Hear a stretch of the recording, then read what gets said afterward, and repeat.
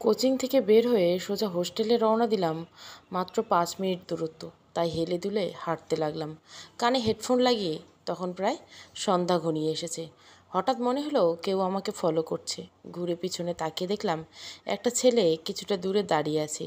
আমি পাত্তা না দিয়ে আবার হাঁটা দিলাম। ছেলেটা আবার আমার পিছু নিল। আমি থেমে গেলাম, ছেলেটাও থেমে গেল। এবার মনে একটু খটকা লাগলো। আমি কান থেকে হেডফোনটা খুলে ব্যাগে রেখে ছেলেটাকে হাতের ইশারায় ডাক দিলাম। সাথে সাথে সে আমার দিকে এগিয়ে আসতে লাগলো। ছেলেটা আসুক, এর মাঝে আমি আমার পরিচয়টা দিয়ে দিই। আমি রিশফা, ইন্টার ফার্স্ট ইয়ারের ছাত্রী। মা মারা যাওয়ার পর বাবা আবার বিয়ে করেন। সৎ মায়ের অত্যাচারে বাসা ছাড়তে বাধ্য হই। এখন হোস্টেল থেকে পড়াশোনা চালিয়ে যাচ্ছি। বাবা মাঝে মাঝে এসে খোঁজ খবর নিয়ে যায় আর টাকা দিয়ে যায়। জীবন নিয়ে আমার কোনো অভিযোগ নেই। আমরা চাইলে নিজেদের ভাগ্য পরিবর্তন করতে পারবো না, তাই যা হবে তা মেনে নিয়ে সামনে এগিয়ে যাওয়া বুদ্ধিমত্তার পরিচয়। ছেলেটা আসলো আমার কাছে। আমি জিজ্ঞাসা করলাম, কি সমস্যা? আপনি কি আমাকে ফলো করছেন?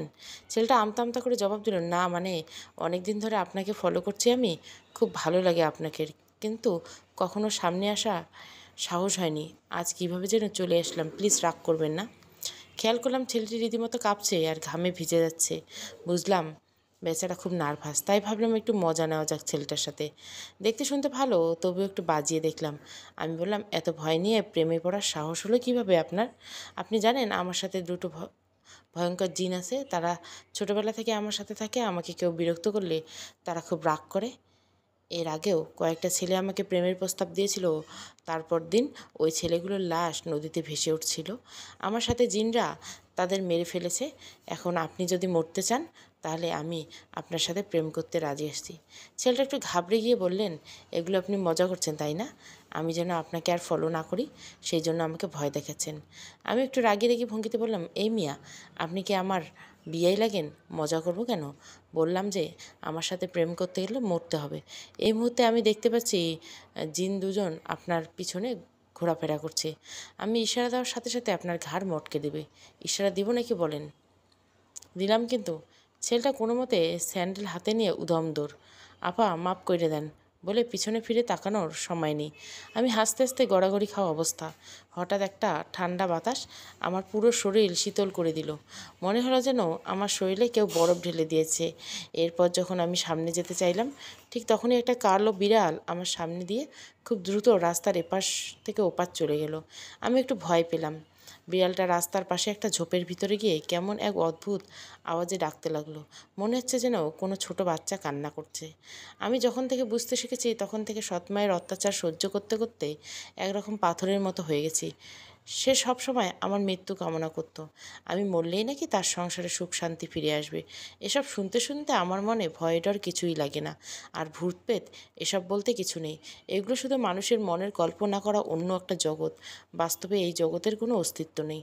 তারপর হোস্টেলে ফিরে আসলাম। আমরা এক রুমে 4 জন বান্ধবী থাকি। বাকি 3 জন আমার সিনিয়র, তাই তাদের সাথে তেমন মিশি না, আমার মতো থাকে। আর একাকিত্ব আমার খুব পছন্দ। একাকিত্ব যে আপন করে নিতে পেরেছি তার চেয়ে বড় সুখী এই পৃথিবীতে আর কেউ নেই। রাতে খাওয়া দাওয়া করে বই নিয়ে বসলাম, কিন্তু আজকে ঘুম যেন আমার উপর ক্রাশ খেয়েছে। বসে থাকতেই পারছি না, কখন যে বইয়ের উপর মাথা রেখে ঘুমিয়ে পড়ছি বলতে পারবো না। আমি একটা ফাঁকা মাঠে দাঁড়িয়ে আছি। দূর দূরান্ত পর্যন্ত একটাও গাছপালা নেই। আমি ক্লান্ত চোখে চারপাশে তাকাচ্ছি। হঠাৎ আমার চোখ গেল আমার পেছন দিকে। সাদা পোশাক পরা 2 জন লোক একটা মেয়েকে কবরের মতো একটা গর্তে নামাচ্ছে। আমি চিৎকার করে আমাকে বলছে, রিশফা আমাকে সাহায্য করো, ওরা আমাকে মেরে ফেলছে, আমাকে বাঁচাও। একটা বিকট শব্দে আমার ঘুম ভেঙে গেল। তার মানে এটা স্বপ্ন ছিল। খেয়াল করলাম যেই শব্দে আমার ঘুম ভেঙেছে সেটা অ্যাম্বুলেন্সের সাইরেন। তখন প্রায় ভোর হয়ে গেছে। তার মানে টেবিলের উপর মাথায় রেখে সারা রাত ঘুমিয়েছিলাম। অ্যাম্বুলেন্সের শব্দ যেন থামছে না। এত বিরক্ত হলাম যে বলে বোঝাতে পারবো না। শব্দটা আমাদের বিল্ডিংয়ের নিচ থেকে আসছে। আশ্চর্যের ব্যাপার হলো আমার রুমের আপুরা দিব্যি নাক ডেকে ঘুমাচ্ছে। আমি সেদিকে ভ্রুক্ষেপ না করে ভাবতে লাগলাম, এত সকালে অ্যাম্বুলেন্স কেন বিল্ডিংয়ে? কেউ মরলো নাকি? বিরক্ত নিয়ে ব্যালকনিতে যাওয়ার জন্য হাঁটা দিলাম। দেখি সকাল সকাল অ্যাম্বুলেন্স কেন আসলো। ব্যালকনিতে গিয়ে দেখলাম একটা অ্যাম্বুলেন্স দাঁড়িয়ে আছে নিচে, কিন্তু সেখানে কোনো মানুষজন নেই। অ্যাম্বুলেন্সের সাইরেন এখনও বেজে চলছে। কিছুক্ষণ পর অ্যাম্বুলেন্স থেকে 2 জন সাদা পোশাক পরা মানুষ নামলো। আরে এমন দুজন লোককে কোথায় যেন দেখেছি মনে হচ্ছে। একটু মাথা খাটাতে মনে পড়লো কিছুক্ষণ আগে এমন দুজন লোককে স্বপ্নেই দেখে তো ঘুম ভাঙলো আমার। এখানে কি হচ্ছে আসলে? আমি এক নজর তাকিয়েছি সেদিকে। তারা দুজন গিয়ে গাড়ির পিছনের পার্ট খুব যত্ন করে ধরে একটা লাশ নামলো সাদা চাদর দিয়ে ঢাকা। আমি এখন বুঝতে পারছি না আসলে লাশটা কার। সেখানে অন্য কোনো মানুষই ছিল না। তারা লাশটা নামিয়ে দুইজন লাশের দুই পাশে দাঁড়ালো, মানে একজন পায়ের কাছে আরেকজন মাথার কাছে। হঠাৎ একটা দমকা হওয়া লাশের মুখের উপর থেকে চাদরটা সরে গেল। আমি চোখ বড় করে তাকিয়ে আছি। এটা আমি কি দেখছি? আমার কলিজা শুকিয়ে গেল। এই লাশ আর কারো না, বরং আমার লাশ। এটা কি করে সম্ভব? আমি তো এখানে দাঁড়িয়ে আছি, তাহলে আমার মতো দেখতে এই লাশটা কার? আমি এখান থেকে দৌড়ে রুমে যাব, সেই শক্তিটাও আমার নেই। হঠাৎ খেয়াল করলাম লাশটা ধীরে ধীরে উঠে বসলো আর আমার দিকে তাকালো। কি ভয়ঙ্কর চাহনি! তার চোখের কোনো মনি ছিল না। সাদা ধপধপে চোখে আমার দিকে তাকিয়ে ভয়ঙ্কর একটা হাসি দিল। আমার মতে এটা যখন উঠে বসে আমার দিকে তাকিয়ে ভয়ঙ্কর একটা হাসি দিল, তখন আমার কলিজায় পানি নিল। আমি চিৎকার করে এক দৌড়ে রুমে চলে আসলাম। আমার চিৎকারে বড় অপুরা ঘুম থেকে উঠে গেল। তারা হন্তদন্ত হয়ে আমার কাছে আসলো, কি হয়েছে জিজ্ঞাসা করছে। কিন্তু আমি কোনো জবাব দিতে পারলাম না। কি বলবো আমি তাদের? আমি তো নিজেই জানি না কি হয়ে গেল। আমি শুধু হাতের ইশারায় কাঁপতে কাঁপতে ব্যালকনির দিকে দেখালাম তাদের। তারা তিনজনে ব্যালকনিতে গিয়ে বলল, এখানে তো কিছু নেই। আমি দৌড়ে গিয়ে দেখলাম সত্যিই তো সেখানে কিছু নেই। না অ্যাম্বুলেন্স না মানুষ। তাহলে একটু আগে কি দেখলাম আমি? এটা কি আমার মনের ভুল?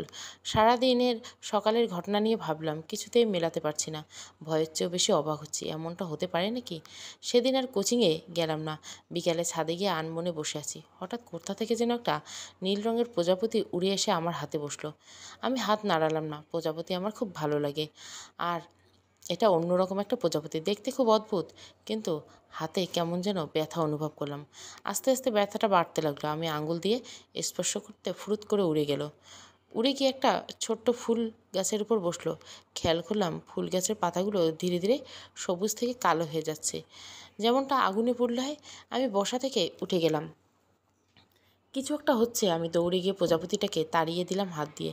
কিন্তু এবার আমি খুব ভয় পেয়ে গেলাম, কারণ আমার হাতটা কালো একটা দাগ বসে গেছে ঠিক যেখানে প্রজাপতিটা বসেছিল। আমি হাতটা মুড়িয়ে দাগটা মুছে ফেলার চেষ্টা করলাম, কিন্তু সেটা যাচ্ছে না। হঠাৎ পিছন থেকে একটা মেয়ে কণ্ঠ ভেসে আসলো, ওই দাগ কখনো মুছবে না। আমি সাথে সাথে পিছনে তাকিয়ে দেখলাম কেউ নেই। আরে এইমাত্র তো কেউ কথা বলল। আমি বুঝতে পারলাম এই মুহূর্তে এখানে থাকা ঠিক হবে না। তাই ছাদ ত্যাগ করার জন্য জোরে হাঁটা দিলাম।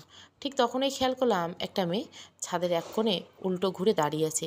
তার চুলগুলো খোলা এলোমেলোভাবে উঠছে। আমি জিজ্ঞাসা করলাম, এই মেয়ে, কে তুমি? কোনো জবাব এলো না। আমি আরেকটু কাছে গিয়ে জিজ্ঞাসা করলাম, আমার কথা কি কানে যাচ্ছে না? কে তুমি? এবারও কোনো জবাব না পেয়ে আমি গিয়ে মেয়েটার কাঁধে হাত রাখলাম। তার শরীর প্রচণ্ড ঠান্ডা ছিল। আমি সাথে সাথে হাতটা সরিয়ে নিলাম। এবার মেয়েটা আমার দিকে ঘুরে তাকালো। নীল চোখা, খুব সুন্দর মায়াবী চেহারার একটা মেয়ে। আমার চেয়ে বয়সে ছোটই হবে, তাই জিজ্ঞাসা করলাম, তুমি কে? আগে তো তোমাকে কখনো দেখিনি। মেয়েটা খুব সুন্দর করে বলে উঠল, আমি রিশফা। তুমিও রিশফা? তাহলে আমি কে? আমার নামও তো রিশফা। মেয়েটা বলল, শুধু আপনার নামেই যে রিশফা হতে হবে এমনটা না, আরও অনেক মেয়ের নাম রিশফা হতে পারে। হ্যাঁ তা ঠিক। তার মানে আমাদের দুজনের নামই রিশফা। কিন্তু তুমি এখানে কিভাবে এলে? তোমাকে তো এই হোস্টেলে আগে দেখিনি। এবার মেয়েটা মুখ কালো হয়ে গেল, অন্যদিকে মুখ করে ছাদের রেলিংয়ের উপর বসলো। আমি কি মনে করে যেন তার কাছে বসলাম। মেয়েটি বলা শুরু করলো, আজ প্রায় 2 মাস যাবৎ আমি এই হোস্টেল এদিক ওদিক ঘুরে বেড়াচ্ছি। আমার একটা গন্তব্য ছিল। আমি মুক্ত হয়ে গেছিলাম একটা কালো অধ্যায় থেকে। চলে যাচ্ছিলাম আমার ঠিকানায়। কিন্তু কিভাবে যেন আমি এই হোস্টেলে এসেই আটকা পড়ে গেলাম। না আমি এই হোস্টেল থেকে বের হতে পারছি, না কারোর সাথে যোগাযোগ করতে পারছি। আমি বললাম, এগুলো কেমন অদ্ভুত কথা। মানে তুমি জানো না কিভাবে এই হোস্টেলে এসে পৌঁছেছো? মজা করছো আমার সাথে? মেয়েটা অদ্ভুত একটা হাসি দিয়ে বলল, মৃত মানুষ কখনো মিথ্যে বলে? আর আজ থেকে আমি আপনার শরীরে থাকবো। যতদিন আমি মুক্তির পথ খুঁজে না পাই, আপনি আমাকে সাহায্য করবেন, করতেই হবে। এবার মেয়েটার মাঝে কেমন একটা ভয়ানক অনুভূতি লক্ষ্য করলাম। তবুও আমি বললাম, অনেক হয়েছে তোমার এসব ফালতু কথা। কোথা থেকে এসেছো সত্যি করে বলো, না হলে আমি সুপারভাইজারকে জানাবো। মেয়েটা বলল, আপনি আমার কথা বিশ্বাস করে দেখেন নি তাই না? তাহলে দেখেন। এই বলে মেয়েটা ছাদের রেলিং থেকে কাঁধ হয়ে নিজেকে ফেলে দিল। আমি ধরতে গিয়েও পারলাম না। মনে হলো যেন সে একটা আলো আমার হাত ভেদ করে পড়ে গেল। চোখের সামনে 3তলা ছাদ থেকে মেয়েটা পড়ে গেল। আমি স্পষ্ট দেখতে পেলাম তার নিথর দেহটা নিচে পড়ে আছে। আমি চিৎকার করে নিচে যাওয়ার জন্য উল্টা ঘুরলাম। ঠিক তখনই দেখলাম মেয়েটা ঠিক আমার পিছনে দাঁড়িয়ে আছে মলিন মুখে। আমি যেন কারেন্টের মতো শক খাওয়ার মতো কেঁপে উঠলাম। যে মানুষটা আমার চোখের সামনে ছাদ থেকে পড়ে গেল, সে মানুষটা আবার আমার সামনে কিভাবে এলো? আমি আবার নিচে তাকিয়ে দেখলাম সেখানে মেয়েটার দেহ পড়েছিল না। এমনকি নিচ দিয়ে কত মানুষ হাঁটাচলা করছে, তারা কেউ এটা নিয়ে কিছুই করছে না। তার মানে মেয়েটা যা বলছে সত্যি, সে মানুষ না। মেয়েটা এখনও আমার কাছে সামনে ঠায় দাঁড়িয়েছে। আমাকে ভীত দেখে মেয়েটা বলল, আপনি ভয় পাবেন না, আমি আপনার কোনো ক্ষতি করব না। আমি তখন প্রজাপতি হয়ে বসে আপনার হাতে আমার চিহ্ন এঁকে দিয়েছি। আপনি চাইলে আমার থেকে দূরে থাকতে পারবেন না। আমি কাঁপা কাঁপা গলায় বললাম, সকালবেলা অ্যাম্বুলেন্সের ঘটনাটা কি তুমি ঘটেছো? হ্যাঁ আপু, আমি করেছিলাম। কারণ আমি আপনার শরীর বেছে নিয়েছি। আপনাকে আরও ভয়ঙ্কর কিছু সম্মুখীন হতে হবে আমার জন্য, তাই অভ্যস্ত হয়ে যান এসব বিষয়ে। আমি বললাম, আচ্ছা আমার কাছে তুমি কি চাও? কেন আমার শরীর বেছে নিলে? শুধুমাত্র নামের মিল থাকার কারণে নাকি অন্য কোনো কারণে? আস্তে আস্তে সব জানতে পারবে আপু। এখন আমি যা বলি তাই করেন, আর এসব বিষয়ে কারোর সাথে শেয়ার করেন না। তাহলে আপনার ক্ষতি করতে আমার কোনো মায়া লাগবে না। আমি খুব ভয় পেয়ে গেলাম। ঠিক আছে, কাউকে বলবো না। আমাকে কি করতে হবে বলো। আর তোমার কাজ শেষ হয়ে গেলে তো আমাকে ছেড়ে দিবে, তাই না? হ্যাঁ, আমার কাজ শেষ হয়ে গেলে কখনো আপনাকে বিরক্ত করব না। এখন আমার কথা মন দিয়ে শুনুন। হোস্টেলে পুরনো বিল্ডিংয়ে যাবেন, সেখানে কেউ থাকে না। নতুন বিল্ডিংয়ে ওঠার পর সেটা পরিত্যক্ত অবস্থায় পড়ে আছে। সেখানে গিয়ে 4 নম্বর রুমের ভাঙা আলমারিটা খুলবেন, দেখবেন সেখানে কী আছে। এসে আমাকে জানাবেন। আমি জানি না আমি এই হোস্টেলে কেন বন্দী হয়ে আছি। উত্তরটা খুঁজে পেলে আমি মুক্তির পথ খুঁজে পাবো। আমি বললাম, ওই বিল্ডিংয়ে দিনের বেলাতে কেউ যায় না ভয়ে, আর আমি এই সন্ধ্যাবেলা যাব কিভাবে? কাল দিনের বেলা গেলে হয় না? মেয়েটি ঘাড় ব্যাখ্যা করে কর্কশ গলা বলল, এখন যেতে বলছি মানে এখনই যেতে হবে। আমাকে এখানেই পাবেন, দেখে এসে জানান। আমি ভয় পেয়ে গেলাম। ঠিক আছে, যাচ্ছি। এমন ধমক দেওয়ার কি দরকার? এই বলে মুখ বাঁকিয়ে চলে আসলাম। আমি এতটুকু বুঝছি যে ওর কথা না মানলে আমার কোনো ক্ষতি করবে। আমি পুরনো বিল্ডিংটার সামনে দাঁড়িয়ে আছি, খুব ভয় করছে ভিতরে যেতে, কিন্তু যেতে তো হবে, না হলে আবার রিশফা আমাকে মেরে ফেলতে পারে। ভাবতে ভাবতে ভিতরে প্রবেশ করলাম। চারদিক থেকে বিভিন্ন পোকামাকড়ের ডাক ভেসে আসছে। এত অন্ধকারে যে নিজের অঙ্গ প্রত্যঙ্গ পর্যন্ত দেখা যাচ্ছে না, ভরসা শুধু মোবাইলের ছোট্ট একটা লাইট। হঠাৎ মনে হলো যেন পেছনে কেউ দৌড় দিয়ে চলে গেল। আমি চমকে গিয়ে পেছন ফিরলাম, কাউকে দেখলাম না। আমি আবার সামনে যেতে লাগলাম। আমার মনে হচ্ছে কেউ তো আমার সাথে আছে, আমার সাথে পা মিলিয়ে হাঁটছে। তবে এসব পাত্তা দিলাম না। কিছু হলে রিশফা দেখে নেবে। আমি তো ওর জন্যই, কাজ করার জন্য এখানে এসেছি। অবশেষে 4 নম্বর রুম খুঁজে পেলাম। দরজা ভাঙা ছিল। হালকা ঠেলে ভেতরে প্রবেশ করলাম। লাইটের মিটমিট আলোতে আলমারিটা পেয়ে গেলাম। রুমের এক কোণে হঠাৎ চি চি শব্দ করে কয়েকটা ইঁদুর দৌড়ে চলে গেল। আমি ভয় পেলাম না, না জানি আলমারির ভিতর কী আছে। ধীরে ধীরে আলমারির কপাট টান দিলাম। খুব বাজে একটা গন্ধ নাকে ভেসে আসলো। ওড়না দিয়ে নাকটা চেপে ধরে লাইটের আলোটা দিয়ে চারপাশ ঘুরিয়ে দেখতে লাগলাম। আরে, এটা তো একটা মৃতদেহ, কালো কাপড় দিয়ে মোড়ানো, শুধু মুখটা বোঝা যাচ্ছে। ভালো করে খেয়াল করে দেখলাম এটা রিশফার মৃতদেহ। হঠাৎ পেছনে কারো উপস্থিতি টের পেয়ে ঘাবড়ে গিয়ে পেছনে তাকালাম। আমি পুরনো বিল্ডিং থেকে বের হয়ে দৌড়ে চলে আসলাম। ওয়াশরুমে গিয়ে নাক মুখে তাড়াহুড়ো করে পানি দিলাম। আয়নাতে নিজেকে দেখে কেমন ভয়ানক লাগছে। এতটা ভয় আমি জীবনে কখনো পাইনি। আমি চোখে এখনও অস্পষ্ট ভয় ফুটে আছে। আরে, আমি এখানে কি করছি? রিশপা তো আমাকে ছাদে দেখা করতে বলেছিল। তাড়াতাড়ি করে ওয়াশরুম থেকে বের হয়ে ছাদের দিকে গেলাম। রুমে এক আপু খেয়াল করলো এবং বলল, রিশপা, কী হয়েছে তোমার? এত আতঙ্কিত কেন তুমি? কোনো সমস্যা? আমি কোনো জবাব দিলাম না, সোজা ছাদে চলে এলাম। ফিসফিস করে ডাকতে লাগলাম, রিশফা, এই রিশফা, কোথায় তুমি? আমি এসেছি। কোনো সাড়া শব্দ নেই। ফিসফাস করে ডাকতে লাগলাম, রিশফা, এই রিশফা, কোথায়? আমি এসেছি। কোনো সাড়া শব্দ নেই। আকাশের রুটির মতো গোল চাঁদ, যদিও আমার বানানো রুটি গোল হয় না, চায়নার মানচিত্রের মতো হয়। আজ ভরা পূর্ণিমা, দিনের আলোর মতো আজকের রাতটা। এমন রাত আগে কখনো দেখিনি। কিন্তু রিশফা কোথায় গেল? হঠাৎ কানের কাছে কেউ গুনগুন করে গান আসছে। এটা একটা পুরুষ কণ্ঠ। মহিলা হোস্টেলে পুরুষ মানুষ আসবে কিভাবে? আমি তার কণ্ঠের উৎস খুঁজতে লাগলাম। শব্দটা পানির ট্যাঙ্কের পিছন থেকে আসছে। আমি ধীর পায়ে সেদিকে গেলাম। রিশপা আমাকে আবার ভয় দেখানোর জন্য এটা করছে না তো? কিন্তু ও আমাকে ভয় দেখাবে কেন? পানির ট্যাঙ্কের কাছে যাওয়ার সাথে সাথে গান থেমে গেল। আমি তাড়াতাড়ি সেখানে গিয়ে দেখলাম কেউ নেই। আবার পিছনে একটা শব্দ হলো। আমি ঘুরে তাকালে দেখলাম একটা ফুলের টব ঠিক আমার বরাবর উড়ে আসছে। আমি তাড়াতাড়ি সরে গেলাম অন্যদিকে। বুঝতে পারলাম এটা রিস্পা না। আমাকে তাড়াতাড়ি চলে যেতে হবে এখান থেকে। আমি এক দৌড় দিলাম।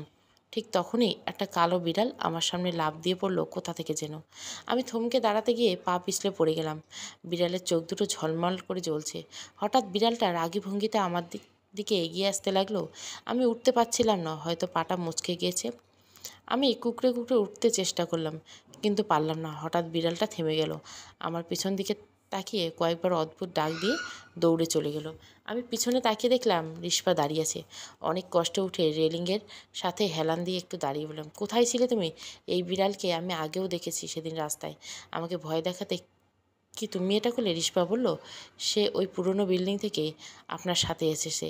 সেখানে কিছু একটা তো হচ্ছে। আচ্ছা, আপনি সেখানে কি দেখলেন 4 নম্বর রুমে?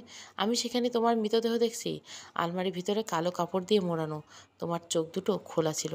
রিস্পা অনেকটা অবাক হয়ে বলল, আমি যা ভাবছিলাম তাই হলো। কেউ কবর থেকে আমার মৃতদেহ উঠিয়ে নিয়ে এসেছে এই হোস্টেলে। এই জন্য আমি এখানে আটকা পড়ে গেছি। সে যে এটা করছে সে চায় না আমি মুক্তি পাই। আর এই জন্য আমি ওই পুরনো বিল্ডিংয়ে ঢুকতে পারি না। যেহেতু সেখানে আমার শরীর আছে, অবশ্যই সেখানে অন্য কেউ আছে আমাকে পাহারা দেওয়ার জন্য। আপনি কি তার মুখোমুখি হয়েছিলেন? সে আপনাকে আসতে দিল? রিস্পাকে বললাম, হ্যাঁ, তুমি ঠিক ধরেছ, সেখানে কেউ ছিল। আমি যখন তোমার মৃতদেহ আবিষ্কার করলাম আলমারিতে, তখন পিছনে কারো উপস্থিতি টের পেলাম। আমি সাথে সাথে পিছন ফিরলাম এবং দেখলাম একটা ছেলে লাল চক্ষু নিয়ে আমার দিকে তাকিয়েছে। অন্ধকারে তার চোখগুলো আগুনের মতো জ্বলছিল। আমি একটা ভয় পেয়ে মূর্তির মতো দাঁড়িয়েছিলাম। আমি তাকে কিছু বলবো সেটা শক্তি ছিল না। ছেলেটা কর্কশ গলা কণ্ঠে বলল, এখানে কেন এসেছিস? মরতে চাস তুই? আমি কাঁপা কাঁপা কণ্ঠে বললাম, এমনি ঘুরতে ঘুরতে রুমে ঢুকেছি। আমাকে ক্ষমা করেন, আমি চলে যাচ্ছি। আর কোনোদিন এখানে আসবো না। আর এখানে যা দেখেছি তা কাউকে বলবো না। এর তারপর ছেলেটি চলে গেল। চলে যা এখান থেকে, পিছন ফিরে তাকাবি না। আর কেউ যদি এই বিষয়ে জানে তাহলে তোকে মেরে ফেলবো আমি। তারপর আমি তাকে পাশ কাটিয়ে উল্টে পাল্টে দৌড়ে চলে আসলাম।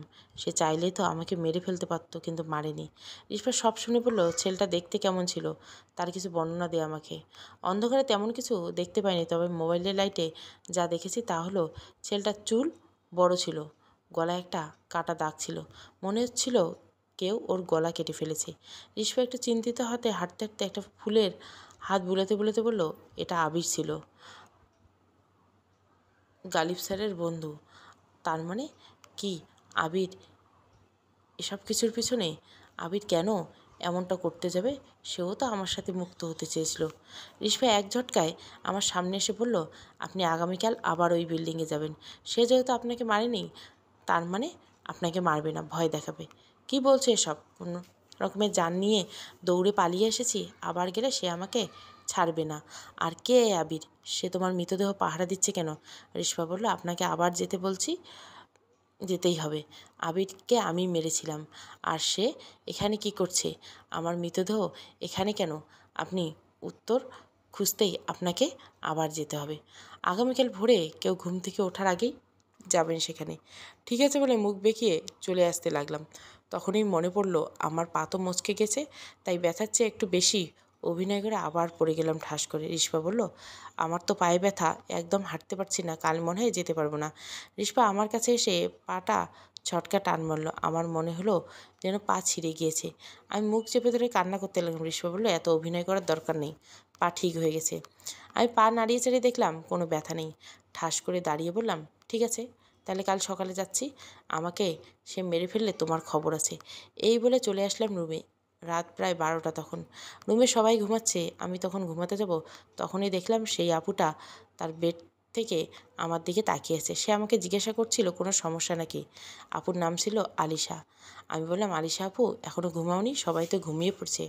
আলিশা আপু কেমন একটা অদ্ভুত চাহনি দিয়ে অন্যদিকে ফিরে ঘুমিয়ে পড়ল। আমি তেমন পাত্তা না দিয়ে ঘুমিয়ে পড়লাম। খুব ভোরে ঘুম থেকে উঠে চলে গেলাম পুরনো বিল্ডিংয়ে। আমি জানি না এমন সাহসী কিভাবে হয়ে গেলাম। আগে তো রাতে ওয়াশরুমে যেতেও ভয় লাগতো। আমি ধীর ধীর 4 নম্বর রুমে গেলাম, জানি না কী করতে হবে। আমি আলমারিটার কাছে যেতে একটা অদৃশ্য শক্তি আমাকে জোরে ধাক্কা দিয়ে দূরে নিয়ে ফেললো। দেওয়ালের সাথে বাড়ি খেয়ে আমার মাথাটা ঝিম ধরে গেল। একটু স্বাভাবিক হলে দেখলাম সেই ছেলেটা দাঁড়িয়ে আছে আলমারির সামনে। ছেলেটা চেঁচিয়ে উঠে বলল, তোকে না নিষেধ করেছিলাম এখানে আসতে? আবার কেন এসেছিস? এখন তোকে আমি মেরেই ফেলবো। আমাকে এখানে রিশপা পাঠিয়েছে, রিশপার মৃতদেহ এখানে কিভাবে এলো, আর আপনি কেন এটা পাহারা দিচ্ছেন? এসব প্রশ্নের উত্তর জানতে চায় রিশপা। এবার ছেলেটা রহস্যময় একটা হাসি দিয়ে বলল, ও এই ব্যাপার, তাহলে যা, তোকে আজ মারবো না। রিশপাকে গিয়ে বল চাইলে সে আর কখনো মুক্ত হতে পারবে না। কি ভেবেছিল ডোরিয়া ওকে এমনি ছেড়ে দিবে? সামনে আরও ভয়ঙ্কর কিছু অপেক্ষা করছে ওর জন্য, প্রস্তুত থাকতে বল। আমি উঠে যেতে যেতে বললাম, রিশপা সব কিছুর জন্য প্রস্তুত আছে, আমি আবার আসবো, তখন কেউ ঘুম থেকে উঠে নি। আমি ছাদে গিয়ে রিশপাকে ডাকলাম। রিশপা ঠিক পিছনে থেকে সাড়া দিল। আমি রিশপাকে সব খুলে বললাম। আবির আসলে কী করতে চায় তা এখনও জানি না, আর ডোরিয়া নামের একজনের কথা বলবো। রিশপা বলল, যা ভেবেছিলাম তার চেয়ে এটা রহস্য। আমাদের একজনকে কে দরকার, গালিব স্যার। সে ছাড়া ডোরিয়ার মুখোমুখি হওয়ার কারো সাহস নেই। সে কোথায় থাকে? আমি গিয়ে তাকে নিয়ে আসবো। রিশপা বলল, তাকে আনতে যাওয়া লাগবে না, সে নিজেই আসবে। আপনি কল করে তাকে আসতে বলবেন, আমার সাহায্য চাই, আর আপনি তাকে স্যার বলে সম্বোধন করবেন, সে আপনার সিনিয়র। তারপর রিশপা একটা নাম্বার দিল। আমি ফোন দিলাম, কিন্তু সে কেটে দিল। আবার কল দিলে সে রিসিভ করে বলল, কে? স্যার, আমি রিশপা, আমাকে সাহায্য করেন প্লিজ।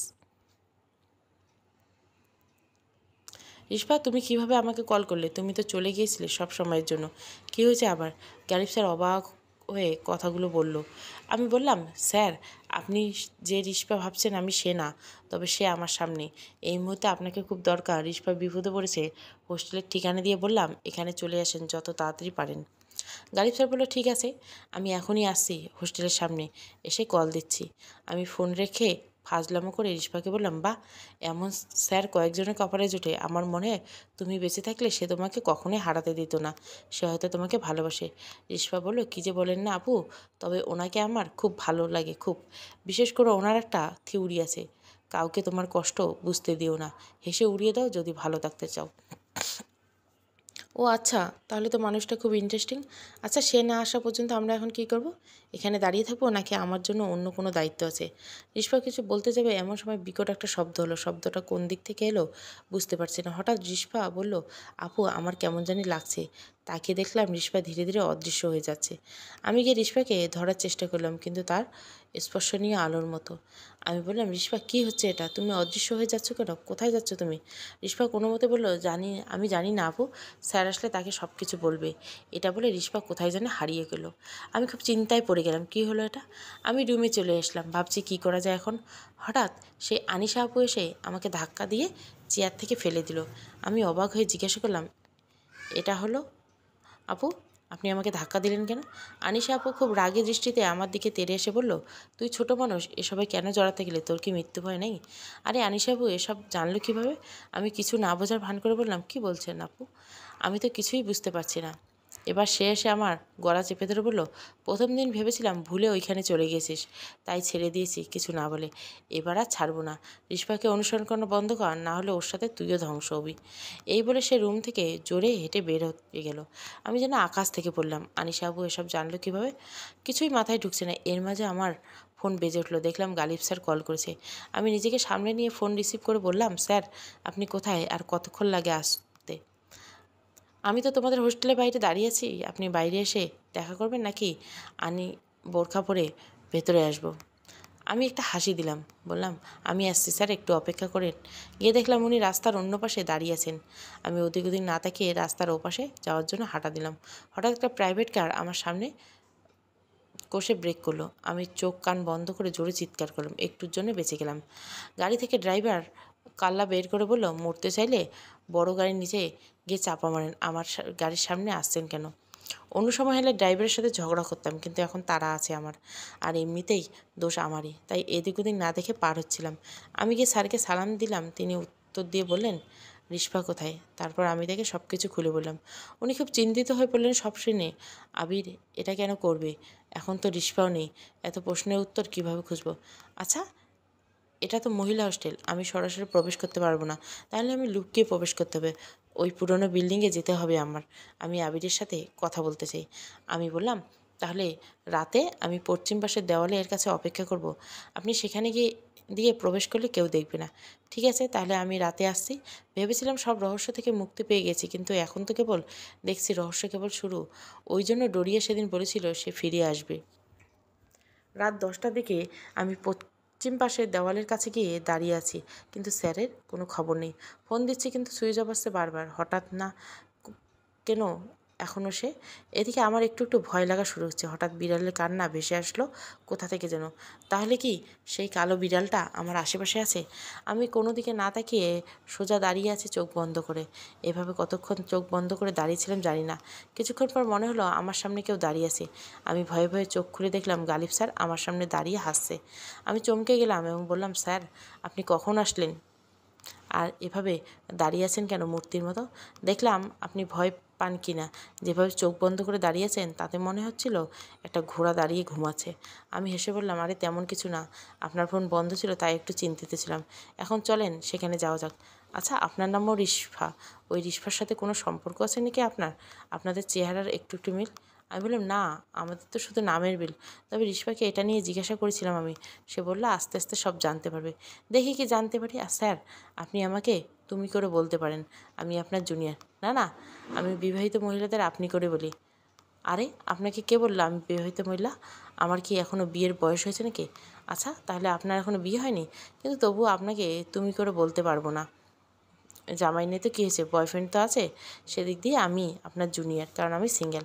আরে স্যার, আমার কোনো বয়ফ্রেন্ড নাই, আমি পিওর সিঙ্গেল। আমাকে তুমি করে বলতে পারেন, সমস্যা নেই। এটাই কনফার্ম করতে চাচ্ছিলাম। আচ্ছা, এখন চলো তাহলে রিশপাকে খুঁজে বের করা যাক।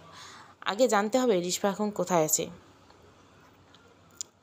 তারপর দুজনে 4 নম্বর রুমের সামনে দাঁড়িয়েছিলাম। আমি স্যারকে কল দিয়ে বললাম, এই রুমের আলমারিতে রিশপার মৃতদেহ দেখছিলাম। স্যার আমার কথা শুনে মুখে আঙুল চেপে বললো, চুপ করে কথা বলো, এখানে কেউ আমাদের ফলো করছে। আমিও চুপচাপ তার আশেপাশে দেখতে লাগলাম। স্যার ধীরে ধীরে রুমে ঢুকে আলমারির কাছে গেল। আমি তার পিছনে চুপচাপ দাঁড়িয়ে আছি আর এদিক ওদিক তাকাচ্ছি। আমারও কেমন যেন মনে হচ্ছে এখানে আমরা দুজন ছাড়া অন্য কেউ আছে। স্যার আলমারির কপাটটা জোরে টান দিয়ে খুললো। এবার দেখলাম সেখানে কিছুই নেই। আর রিশপার মৃতদেহ তো এখানেই দেখেছিলাম আমি। স্যার আমার দিকে তাকিয়ে চোখের ইশারা বলল, কোথায়? হঠাৎ করে রুমের দরজাটা দিক দিয়ে কেউ দৌড়ে চলে গেল। আমরা দুজনের সাথে সাথে রুম থেকে বের হয়ে দেখলাম কেউ নেই। আমি বললাম, স্যার এই জায়গাটা এখন আমাদের ত্যাগ করা উচিত, এখানে ভালো কিছু হচ্ছে না। স্যার ফিসফিস করে বলল, সে চায় আমরা এই জায়গাটা ত্যাগ করি। আর আমি জানি না এই জায়গায় এই রিশপার খোঁজ পাবো আমরা। তাই এখানে আমাদের আরও কিছু খুঁজতে হবে। ভয় পেও না, আমি থাকতে তোমার কোনো ভয় নেই। আমি ফিক করে হেসে দিয়ে বললাম, রিশপা ঠিক বলেছিল আপনার ব্যাপারে, আপনি সিরিয়াস মুহূর্তে মজা করতে পারেন। হঠাৎ দেখলাম আমাদের সামনে দিয়ে কালো বিড়ালটা 4 নম্বর রুম থেকে বের হয়ে দৌড়ে বাইরে গেল। এরপর স্যার আমার মাথা নিচু করে দিল। একটা ইটের টুকরো আমার মাথার উপর দিয়ে চলে গেল। মাথা নিচু না করলে আমার মাথা থেতলে যেত একদম। আমি জানি এটা তুই আবি, দূর থেকে এসব না করে সামনে আয়। তুই খুব ভালো করে জানোস এসব করে আমাকে ভয় দেখাতে পারবি না। এরপর ঠিক পিছন দিক থেকে কেউ বলল, তাহলে তুইও চলে এসেছিস, এবার আর বাঁচতে পারবি না তুই। আমরা একসাথে পিছনে তাকলাম, দেখলাম সেই আবিরের নামে ছেলেটা দাঁড়িয়েছে। স্যার বলল, এসব তুই কেন করছিস? আমি তোদের জন্য ডোরিয়ান মুখোমুখি হয়ে তোদেরকে মুক্ত করেছিলাম, তাহলে এখানে কিভাবে এলি তোরা? আবির বলল, সব জানতে পারবি বন্ধু, কিন্তু একটা কথা মাথায় ঢুকে নে ভালো করে, যদি বাঁচতে চাস তাহলে এখান থেকে চলে যা, আমি চাই না তোকে মেরে ফেলতে। স্যার হাসতে হাসতে বলল, তুই আমাকে মারবি? তোর সে সাহস হবে নাকি? একটু ভেবে দেখ, ফালতু কথা বাদ দে এখন। অন্য সব প্রশ্নের উত্তর পরে জানা যাবে। আগে বল, রিশপা কোথায়? আজ সকাল অবধি রিশপা এই মেয়ের সামনে ছিল, কিন্তু হঠাৎ সে উধাও হয়ে গেল কেন? রিশপা এখানেই থাকতো, কিন্তু এই মেয়েটা বারবার আসার কারণে রিশপাকে এখান থেকে অন্য কোথাও নিয়ে যাওয়া হচ্ছে। বন্ধু হিসেবে বলছি, তুই এসবে আর নিজেকে জড়াস না। এবার ডরিয়া তোকে মেরেই ফেলবে। ধন্যবাদ বন্ধু উপদেশ দেওয়ার জন্য। আবার দেখা হবে আমাদের। চলো রিশপা, আমাদের কাজ হয়ে গেছে। আমি স্যারের সাহস দেখে সত্যি অবাক না হয়ে পারলাম না। স্যার আবিরের কোনো কথাই পাত্তা না দিয়ে সোজা বের হয়ে আসলো সেখান থেকে। আমিও তার সাথে বের হয়ে এলাম। আমি বললাম, স্যার এখন কি হবে? সে তো কিছু বলল না। সে যা বলেছে তাই যথেষ্ট এখনের জন্য। বাকি প্রশ্নের উত্তর পরে জানা যাবে। রিশপার মৃতদেহ কোথায় নিয়ে গেছে সেটা আমি জানি। এখন কথা হলো, আবির তো মৃত, এসব কিছু ওর একার পক্ষে সম্ভব না। এর পিছনে অন্য কেউ আছে যে এখনও বেঁচে আছে। কে সে? আমাদের খুঁজে বের করতে হবে। আচ্ছা, এমন কিছু কি আছে যেটা তুমি আমাকে বলোনি এখনও? আমি একটা ভেবে বললাম, না স্যার, তেমন কিছু নেই। তবে আমার রুমের এক বড় আপু আছে, তার নাম আলিশা। সে কীভাবে যেন এসব জেনে গেছে আর আমাকে হুমকি দিয়েছে যেন এসব থেকে দূরে থাকি। আমি খুব অবাক হয়ে স্যার খুব অবাক হয়ে বলল, কী নাম বললে? আলিশা? আর এই কথা এখন বলছো তুমি আমাকে? আমরা পেয়ে গেছি সেই মানুষটাকে, সেই বেঁচে থাকা মানুষটার নামই আলিশা, কারণ আলিশা আবিরের বড় বোন। আমি বেশ অবাক হয়ে বললাম, কী বলছেন স্যার? আনিশা আপু তাহলে আবিরের বড় বোন, আর সেজন্য সে আমাকে হুমকি দিয়েছে? তার নাম আনিশা আপু। এর সব কিছুর পেছনে বলে ভুল হবে। আনিশা আপু এই রহস্যের একটু অংশ মাত্র। সব কিছুর পেছনে ডরিয়া। এখন তুমি হোস্টেলে ফিরে যাও। তারপর আনিশা আপুর সামনে এমনভাবে কথা বলবে যেন আমরা জেনে গেছি রিশপা এখন কোথায় আছে। তাকে তুমি হোস্টেলের বাইরে আসতে বাধ্য করবে। তাহলে রিশপাকে আমাদের কষ্ট করে খুঁজতে হবে না। আনিশা আপু নিয়ে যাবে আমাদের রিশপার কাছে। আমি বললাম, ঠিক আছে, আমি যাচ্ছি। আপনি এখন কী করবেন? বাসায় চলে যাবেন নাকি? না, আমি দেওয়াল টপকে বাইরে গিয়ে অপেক্ষা করব। আনিশা আপু তোমার কথা ফাঁদে পড়লেই বের হবে। আমাদের তাকে অনুসরণ করতে হবে। আর এমনিতে আমি বাসায় বন্দি হয়ে বেশিক্ষণ থাকি না। বাইরের জগৎটা আমার ভালো লাগে, কারণ আমার মা বলেছিল থাকবো নাকি বন্ধ করে দেখবো এবার জগৎটাকে কেমন করে ঘুরছে মানুষ যুগান্তরের ঘূর্ণি পাকে। আমি হাসতে হাসতে বললাম, এটা আপনার মামা বলেনি, কাজী নজরুল ইসলাম বলছে। আমার মা ওনাকে ভাই মানে, সেই হিসাবে তো উনি আমার মামা হন। এটা শুনে আমি তো প্রায় হাসতে হাসতে গড়াগড়ি খাওয়া অবস্থা। স্যার, আপনার না অদ্ভুত একটা ক্ষমতা আছে মানুষ হাসানোর, যা সবাই পারে না। এটা বলে চলে আসলাম হোস্টেলে। স্যার দেওয়াল টপকে বাইরে চলে গেল। নিজেকে অবশ্য শান্ত করে রুমে ঢুকলাম। দেখলাম দুই বড় আপু বই পড়ছে, আর আনিশা আপু জানলার কাছে দাঁড়িয়ে এক পলকে কী যেন দেখছে। উনি খেয়াল করেনি আমি রুমে এসেছি। আমি ওয়াশরুমে গিয়ে মুখে পানি দিয়ে আয়নায় দিকে তাকিয়ে ভাবতে লাগলাম আনিশা আপুকে কীভাবে ভরকে দেওয়া যায়। ওয়াশরুমে হলো ভাবনা চিন্তার করার সবচেয়ে পারফেক্ট জায়গা। বড় বড় সমস্যার সমাধান ওয়াশরুমে বসেই পাওয়া যায়। হঠাৎ ওয়াশরুমের লাইটটা নিভে গেল। ভাবলাম হয়তো কারেন্ট চলে গেছে, তাই বেরিয়ে আসার জন্য দরজাটা টান দিচ্ছি, কিন্তু খুলছে না। মনে হচ্ছে কেউ বাইরে থেকে লক করে রেখেছে। আমি জোরে জোরে দরজায় বাড়ি দিলাম কয়েকবার, কিন্তু কারো কোনো সাড়া শব্দ নেই। আমি অনুভব করলাম আমার পেছনে কেউ নিঃশ্বাস ফেলছে, যেমনটা মানুষ অনেক কাজ করে ক্লান্ত হলে করে। আমি পেছনে তাকানোর সাহস করলাম না। আরও কয়েকবার দরজায় বাড়ি দিয়ে চিৎকার করলাম, আপু কেউ দরজাটা খুলেন। কারো সারা শব্দ না পেয়ে হাত মুষ্টি করে পেছনের দিকে জোরে চালিয়ে দিলাম, কিন্তু এ তো কেউ নেই।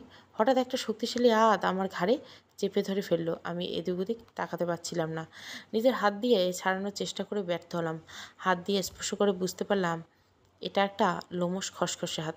সামনের পানির বালতিতে ছিল। সে আমাকে মাথাটা পানির বালতিতে চেপে ধরল। এরপর আপনা আপনি পানির কল চালু হয়ে গেল। বালতিটা ধীরে ধীরে পানিতে ভরপুর হতে লাগলো। এক পর্যায়ে আমার নাক মুখ ডুবে গেল।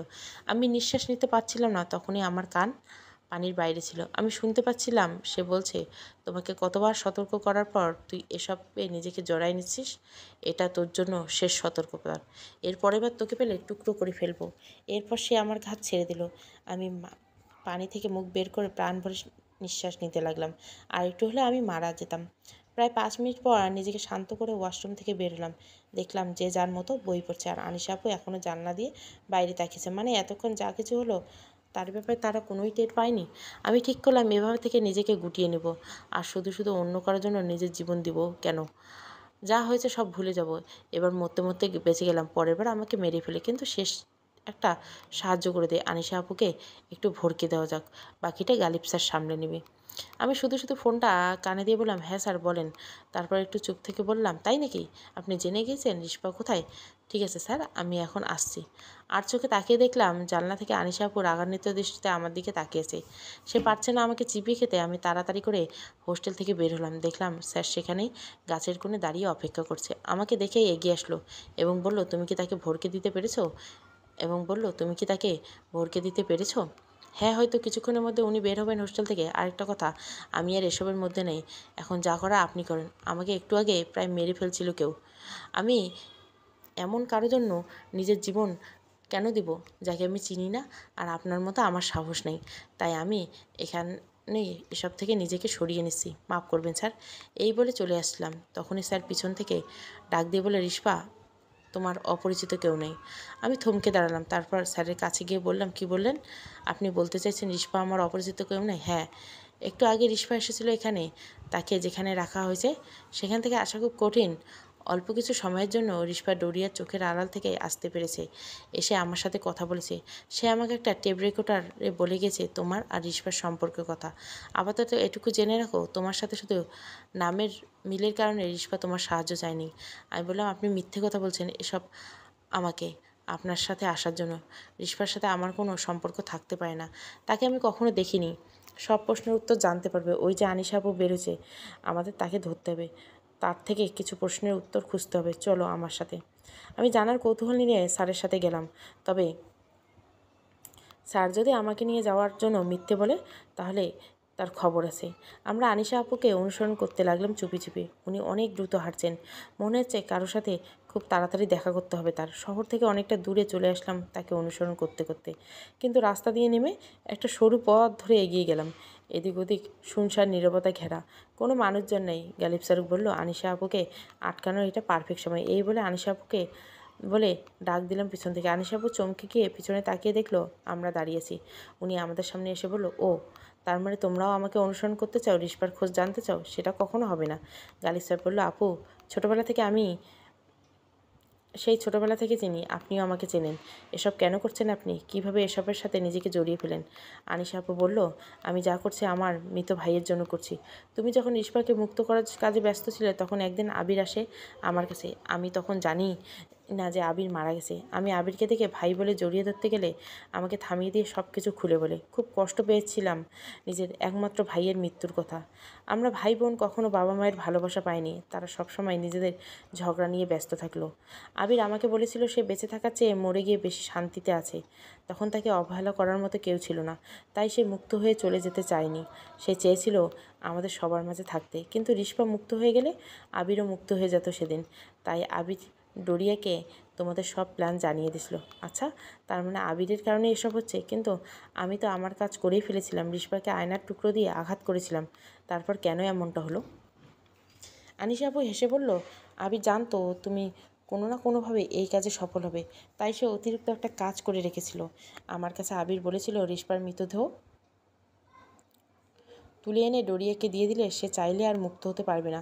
আমি প্রথমে এটা করতে ভয় পেলে ভাইয়ের মুখের দিকে তাকিয়ে করেছিলাম সেদিন। ভাইটা বেঁচে থাকলে অনেক কষ্ট পেয়েছে, অন্তত মরার পর একটু ভালো থাকুক। আনিশা আপু, আপনি যেটা করেছেন সেটা প্রকৃতির বিরুদ্ধে। মরার পর এই পৃথিবীতে থাকা যায় না, এটা অন্যায়। আপনি অনেক বড় ভুল করেছেন। আনিশা আপু উল্টো হাতা দিয়ে চলে যেতে বলল, আমার ভাইয়ের জন্য আমি সব রকম অন্যায় করতে পারি, আমার কারো কাছে জবাবদিহি করতে হবে না। আর তোমরাও বাঁচতে চাইলে রিশপাকে মুক্ত করার চিন্তা বাদ দিয়ে চলে যাও। আচ্ছা, একটা কথা বলে যান আপু, রিশপা মারা গেছে প্রায় 1 বছর আগে, তার মৃতদেহ এখনও এত তাজা কীভাবে? আনিশা আপু বলল, ডরিয়া রিশপার মৃতদেহ কখনো পচতে দেবে না, কিন্তু তোমরা মরে গেলেও পচে যাবে। ডরিয়া সবাইকে মায়া দেখায় না। আনিশা আপু চলে গেল। গালিব স্যার বিড়বিড় করে বলল, আপনার ভাই আমাকেও চিনল। আপনি এখনও আমাকে চেনেননি আপু, তবে চিনবেন আপনি, সময় হোক। আমি বললাম, আমরা তো জানতে পারলাম না রিশপা এখন কোথায় আছে। তাকে ডাক না দিয়ে তাকে অনুসরণ করলে হয়তো আমাদের সেখানে নিয়ে যেত। সেটা আর জানার দরকার নেই। রিশপা তখন এসে আমাকে বলে গিয়েছে কোথায় গেলে তাকে পাবো। তবে তার আগে আমাদের রিশপার কবরের কাছে যেতে হবে। সেখানে একটা নারকেল গাছ আছে, নারকেল গাছের মাথায় একটা তাবিজ রাখা আছে। সেই তাবিজটা যদি খুঁজে পুড়িয়ে দিতে পারি তাহলে রিশপা তার শক্তি ফিরে পাবে। তুমি তো এখন রিশপার ভয়ঙ্কর রূপ দেখোনি, আমি দেখেছি। যে সেই ভয়ঙ্কর রিশপাকে ফিরিয়ে আনতে হবে। এখন চলো। আমি রাগ হয়ে বললাম, আমি যাব না। আমি বলেছি এসবে আর নিজেকে জড়াতে চাই না। কিন্তু আপনি বললেন রিশপা কিছু জানিয়েছে আপনাকে। আমাকে এই মুহূর্তে বলবেন রিশপার সাথে আমার কী সম্পর্ক? গালিব স্যার আমার কাছে এসে কাঁধে হাত রেখে বললেন, রিশপা তোমার পরিচিত কেউ না, সে তোমার নিজের মায়ের পেটের ছোট বোন। না, এটা হতে পারে না। রিশপা কীভাবে আমার বোন হবে? আমি যখন খুব ছোট ছিলাম তখনই আমার মা মারা গেছে, আর আমি আমার মায়ের একমাত্র মেয়ে। আপনি আমার সাথে মিথ্যে কথা বলছেন। দেখো, আমি জীবনে কোনো মিথ্যে কথা বলি নেই, শুধু মাঝে মাঝে সত্য গোপন করছি। কিন্তু এটা সত্যিই কথা, রিশপা তোমার ছোট বোন। তোমাদের দুজনের বাবা আলাদা হলেও মা কিন্তু একজনই। আচ্ছা, তুমি কিভাবে তোমার মাকে মরতে দেখেছো, বা তার কবর কোথায় সেটা দেখেছো? না স্যার, আমি তখন খুব ছোট ছিলাম। বাবার মুখ থেকে শুনেছি মা মারা গেছে, আর এতদিন আমি সেটাই জেনে আসলাম। তোমার বাবা আর মায়ের বিয়েটা ছিল প্রেমের বিয়ে। পরিবারের অমতে বিয়ে করার কারণে তোমার দাদুর বাড়ি সেটা মন থেকে মেনে নেয়নি। বিয়ের পরদিন যতই যাচ্ছিল তোমার মায়ের উপর অত্যাচারের মাত্রা তত বাড়ছিল। এসব নিয়ে তোমার বাবার সাথে প্রতিদিন তোমার মায়ের কথা কাটাকাটি হতো। তোমার বাবা বিয়ের পর অনেক পরিবর্তন হয়ে যায়। তার স্ত্রীর প্রতি হওয়া অত্যাচার তার কিছু আসত যেত না। অবশেষে বছর না ঘুরতে তাদের কোল আলো জুটে ফুটফুটে কন্যা সন্তানকে নাম রাখা হয় রিশপা। সেটা তুমি ছিলে। তোমার মা ভেবেছিল হয়তো এবার সবাই তাকে ভালোবাসবে। সত্যি বলতে তারা তখনই তোমার মাকে বাড়ির বউ হিসাবে গ্রহণ করেনি। তাই তুমি জন্ম নেওয়ার পরেও তাদের অবহেলা চালিয়ে যেতে লাগলো। তোমার বাবা তখন সম্পূর্ণ আলাদা একজন মানুষ। তোমার বয়স যখন 1.5 মাসের মতো হবে হঠাৎ তোমার আব্বু তার পরিবারের পছন্দের বিয়ে করার জন্য রাজি হয়ে গেল। তোমার মায়ের মাথায় যেন আকাশ ভেঙে পড়ল। অনেক কান্নাকাটি করেও তোমার মা তাদের মন গলাতে পারেনি। তোমার মাকে আনুষ্ঠানিকভাবে ডিভোর্স দেওয়া হলো, কিন্তু তোমাকে রেখে দিল তাদের কাছে। তোমার মা সবার পায়ে ধরেছিল যেন তোমাকে দিয়ে দেয়, কিন্তু তারা দেয়নি। তোমার মাকে খালি হাতে সেই বাড়ি থেকে বের করে দেওয়া হয়েছিল সেদিন। আর তোমাকে ছোটোবেলা জানিয়ে দেওয়া হয়েছিল তোমার মা মারা গেছে। আমি অশ্রুসিক্ত চোখে গালিব স্যারের দিকে তাকিয়ে আছি। বুক ফেটে কান্না পাচ্ছে। হেঁচকি তুলতে তুলতে বললাম, তারপর কি হয়েছে? তারপর তোমার মা তার বাবার বাড়ি চলে আসে। তার বাবা তাকে ফেলে দেয়নি সেদিন, বুকে জড়িয়ে নিয়েছিল নিজের আদরের মেয়েকে। তারপর 1 মাস পর তোমার মায়ের আবার বিয়ে ঠিক করলো তার বাবা। তোমার মা কিছুতেই এই বিয়েতে রাজি ছিল না, কিন্তু একবার তার বাবাকে কাঁদিয়েছে, এবার বাবার মুখে একটু হাসি ফুটুক এই ভেবে রাজি হয়ে যায়।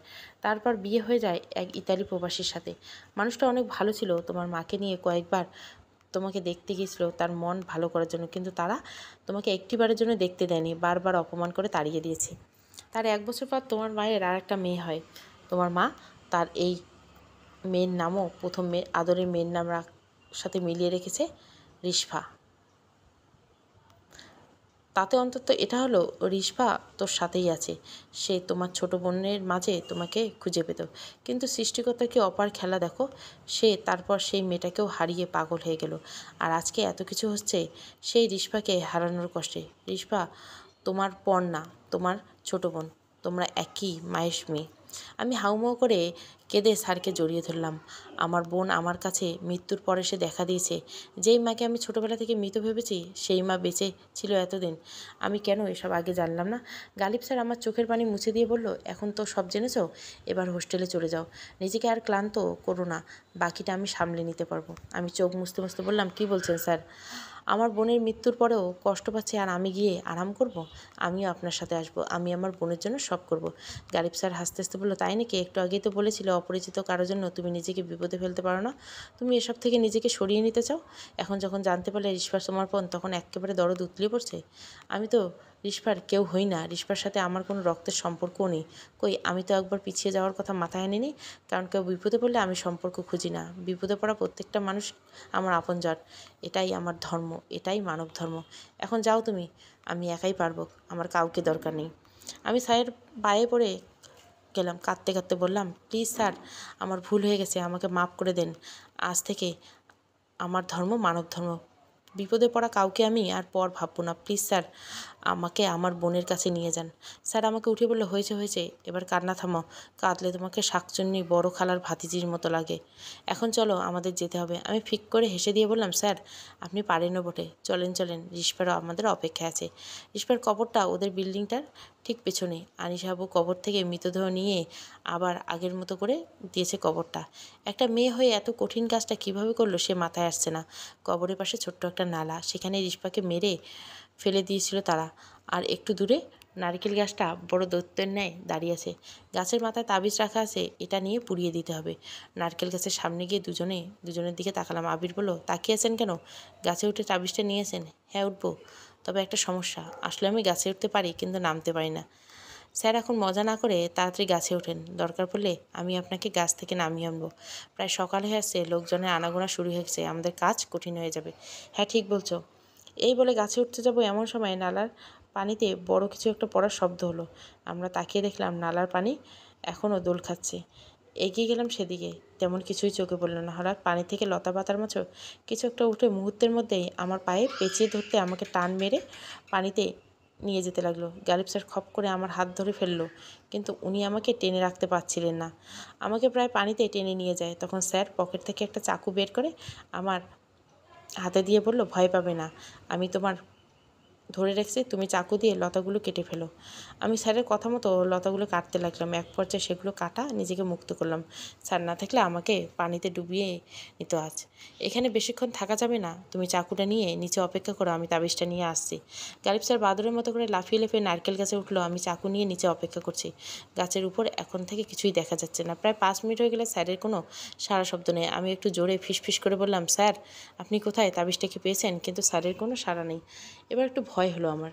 স্যারের কোনো বিপদ হলো নাকি? আমি গাছের চারপাশে ঘুরে ঘুরে উপরে দেখতে লাগলাম, না, স্যারকে তো দেখা যাচ্ছে না। এবার আমি কি করবো ভেবে পাচ্ছি না। হঠাৎ হন্তদন্ত হয়ে গাছের উপর থেকে এক ছুঁয়ে নিচে পড়লো না স্যার। আমি দৌড়ে গিয়ে তাকে ধরলাম। স্যার কী হয়েছে, এতক্ষণ কইছিলেন? স্যার কোনো কথা বলতে পারছিল না, শুধু জোরে জোরে শ্বাস নিচ্ছিল। মনে হচ্ছিল যেন মরতে মরতে বেঁচে গিয়েছে। দৌড়ে গেলে নালা থেকে ওড়না দিয়ে ভিজিয়ে এনে স্যারের মাথায় পানি দিলাম। খেয়াল করলাম তার চেহারায় কয়েকটা ক্ষতের দাগ, মনে হচ্ছে যেন কোনো প্রাণীর নখের আঘাত এগুলো। সেখান থেকে রক্ত বের হয়ে আসছে, গলায় আঙুলের ছাপ। তার মানে কেউ তার গলা চেপে ধরে রেখেছিল। বুঝতে পারলাম গাছের উপরে খারাপ কিছু হয়েছে তার সাথে। স্যার কোনোভাবে উঠে দাঁড়িয়ে আমার হাতে পুটলির মতো কিছু একটা দিয়ে বলল, এটা ধরে রাখবে, যতক্ষণ না এটাতে আগুন ধরবে তোমার কষ্ট হলো। আমি বলার আগ পর্যন্ত এটা ছাড়বে না। আমি স্যারের কথা মতো সেটা করলাম। স্যার লাইটার বের করে সেটাতে আগুন ধরানোর চেষ্টা করলো, কিন্তু কিছুতে আগুন লাগছে না। স্যার বলল, পানি দিয়ে ভেজানো লাগবে এটা। স্যার আমার হাত থেকে তাবিজটা নিয়ে নালার মধ্য দিয়ে ওটা সহ হাত ডুবিয়ে দিল পানিতে। হঠাৎ মনে হলো কিছু একটা স্যারের হাত টেনে ধরছে। স্যার আমাকে বলল, লাইটার জ্বালিয়ে রাখো, আমি হাত উঠানোর সাথে সাথে আগুনটা দিয়ে দিবে। আমি লাইটারটা নিয়ে তৈরি থাকলাম। স্যার চেষ্টা করছে হাত উঠানোর।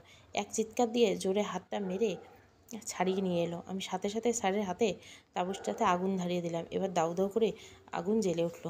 এরপর চারপাশ থেকে একটা মেয়ের কণ্ঠে আত্মচিৎকার ভেসে উঠল। মনে হচ্ছে যেন মেয়েটা পুড়ে যাচ্ছে এই আগুনে। ধীরে ধীরে তাবিজটা পুড়ে বাতাসে মিশে গেল। স্যার বলল, এখনই এখান থেকে যেতে হবে আমাদের। আশ্চর্যের ব্যাপার হলো ওই আগুনে স্যারের হাতের কিছু হয়নি। যাওয়ার সময় স্যার রিস্পার কবর থেকে এক মুঠো মাটি নিল। জানি না এটা দিয়ে কী করবে সে। আমরা দৌড়ে সেখান থেকে চলে এলাম। তখন প্রায় সকাল হয়ে গেছে। মানুষজন রাস্তায় হাঁটাহাঁটি করছে। দেখলাম স্যার খুব আহত, তবুও যেন তার কোনো মাথা ব্যথা নেই। আমি স্যারকে বললাম, স্যার আমাদের হাসপাতালে যাওয়া দরকার, আপনার ক্ষত থেকে আপনি এখনও রক্ত বেরোচ্ছে, আপনি আহত। স্যার বলল, আমি যখন গাছের একদম মাথায় উঠছি তাবিজটা খুঁজছিলাম, ঠিক তখনই পেছন থেকে কেউ আমার গলা চেপে ধরলো। আমি আগেই জানতাম এখানে তাবিজ পাহারা দেওয়ার জন্য কেউ না কেউ থাকবে, তাই আগে আমি নিজের পজিশন ঠিক করলাম যাতে গাছ থেকে পড়ে না যায়। আমি ধীরে ধীরে বললাম, পেছন থেকে হামলা করলি তোদের মনিব যেমন কাপুরুষ, তোরাও তেমন কাপুরুষ, সাহস থাকলে সামনে আয়। এটা শুনে আমার গলা থেকে হাত সরিয়ে গেল। এরপর দেখলাম একটা কালো বিড়াল নারকেল গাছের পাতার উপরে দিয়ে হেঁটে আসছে। ততক্ষণে আমি তাবিজ পেয়ে গেছি। গাছ থেকে নামতে যাব, তখনই বিড়ালটা আমার উপর আক্রমণ করে বসে। তার ধারালো নখ দিয়ে আমার মুখে কয়েকটা আঁচড় কেটে যায়, আর আমি তাকে ছিটকে ফেলে দ্রুত নিচে নেমে যাই। আমি আবেগপ্রুত হয়ে স্যারের হাত ধরে বললাম, স্যার আপনি আমার জীবনে দেখা সেরা একজন মানুষ। কোনো সম্পর্ক না থাকার জন্য একটা মেয়ের জন্য নিজের জীবন নিয়ে এতটা ঝুঁকিতে ফেলছেন, আর আমি স্বার্থপরের মতো সবসময় শুধু নিজের কথাই চিন্তা করে গেছি। আপনার জন্য আমি মা আর বোনের কথা জানতে পেরেছি। অনেক ধন্যবাদ স্যার। আমার মামা বলেছিল, ধন্যবাদ না দিয়ে ভালোবাসি বলার অভ্যাস করুন, সিঙ্গেল মুক্ত দেশ গড়ে তুলতে সাহায্য করুন। আমি হাসতে হাসতে বললাম, স্যার আপনি এমন কেন? আহত অবস্থায় মজা করতে পারেন, চলেন আগে হাসপাতালে যাব, তারপর যা করার করব। হঠাৎ একটা লোক আমাদের সামনে এসে দাঁড়ালো। আবার দেখা হয়ে গেল আমাদের, তাই না? গালিব স্যার অবাক হয়ে বলল, ডোরিয়া। আমি খেয়াল করলাম লোকটার কেমন অদ্ভুত চাহনি, লাল চক্ষু বিশিষ্ট, মাথায় কালো কাপড় বাঁধা। যেটা দেখে ভয় পেলাম তা হলো লোকটার জিবা চিকন সাপের মতো।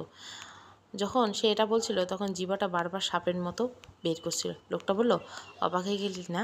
তুই যা করে বেড়াচ্ছিস তাতে তোর সাথে দেখা না করে পারলাম না। এবার তোকে আমি সতর্ক করতে আসিনি, কারণ আমি জানি পৃথিবীতে এমন কোনো সতর্কবার্তা নাই যে তোকে ভয় পাওয়াতে পারবে। আমি ভয় পেলেও গালিব স্যার কান চুলকাতে চুলকাতে বলল, তাহলে কেন তোর এত মূল্যবান সময় নষ্ট করতে এসেছে সেখানে? তুই যে আমার কিছুই ছিঁড়তে পারবি না সেটা আমি জানি। ডোরিয়া একটু অপমান বোধ করলো, বলল, তোকে একটা অফার দিতে এসেছি। তুই যদি এবার আমার কাছ থেকে রিস্পাকে মুক্ত করতে পারস, তাহলে আর কোনো দিন আমি ফিরে আসবো না, তোকে বিরক্ত করব না। এটা আমার পক্ষ থেকে তোর সাহসিকতার পুরস্কার। ও আচ্ছা, এই কথা। তাহলে ঠিক আছে, আমি তোর অফার গ্রহণ করলাম, কিন্তু যদি আমি এটা না পারি তাহলে কী হবে? কারণ অফার তো এক পক্ষের হয় না, এখানে তোর কোনো ফায়দা আছে নিশ্চয়। ডোরি হাসি দিয়ে বলল, এই জন্যই তো তোকে এত ভালো লাগে আমার। নিশ্চয় আমারও ফায়দা আছে। সেটা হলো, তুই যদি রিস্পাকে মুক্ত করতে না পারস তাহলে তুই স্বইচ্ছায় আমার কাছে নিজের আত্মসমর্পণ করবি। আমি তোর আত্মা চাই। আমি বললাম, না স্যার, আপনি তার কথা মানবেন না, সে আপনাকে ফাঁসাতে চাচ্ছে। রিস্পাকে মুক্ত করলে তো সে তার কথা রাখবে না। ডরিয়ে বলল, এই জন্য মেয়ে মানুষ আমার ভালো লাগে না, সব কাজে ব্যাগরা দেয়। আমরা জিন জাতি, আমরা মরে গেলেও আমাদের দেওয়া ওয়াদা থেকে বিচ্যুত হই না। গালিব স্যার বলল, আচ্ছা ঠিক আছে, আমি তোর অফারে রাজি। আমি জানি আমি জিতবো, তুই তোর ওয়াদা রাখার জন্য প্রস্তুত হয়। ডোরিয়া একটা শয়তানি হাসি দিয়ে হাঁটতে হাঁটতে চলে গেল। যাওয়ার আগে বলল, তোর হাতে সময় মাত্র একদিন। আশেপাশে তাকিয়ে দেখলাম অনেকে আমাদের দিকে তাকিয়েছে। তার মানে ডোরিয়াকে শুধু আমরাই দেখতে পেয়েছি, মানুষ আমাদের পাগল ভাবছে। আমরা সেখান থেকে হাঁটা দিলাম। আমি স্যারকে বললাম, সে চাইলেই তো এখনই আমাদের মেরে ফেলতে পারতো, তাহলে মারল না কেন? আমিও সেটাই ভাবছি। আমি তো ঢপের ঠেলায় বলে দিয়েছে সে আমার কিছুই ছিঁড়তে পারবে না, তবুও সে কোনো রিয়াক্ট করলো না কেন বুঝলাম না। তাহলে এখন আমরা কি করব?